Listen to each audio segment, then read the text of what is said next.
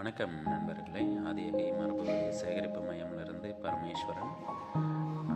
கடந்த வாரம் கோயம்புத்தூரில் கொடிஷியாவில் நடந்த கிரீன் டெக்ஸில் நம்மளோட பாரம்பரிய விதைகள் அடங்கின ஸ்டால் அமைச்சிருந்தோம்.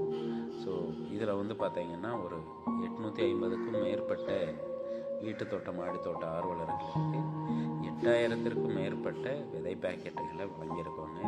ஸோ இது பார்த்தீங்கன்னா நாட்டு காய்கறிகளில் செடி காய்கறிகள், கொடி காய்கறிகள், அதுக்கப்புறம் கீரை வகைகள், மூலிகைகள், பூக்கள், மரங்களோட விதைகள்னு சொல்லி இங்கே வீட்டு தோட்டம் மாடி தோட்டம் அமைக்கக்கூடிய நண்பர்கள் மட்டுமல்லாமல் விவசாயிகளும் நிறைய பேர் வாங்கிட்டு போயிருந்தாங்க. இப்போ இன்னமும் கூட மக்கள் நிறைய விதைகள் கேட்குறாங்க.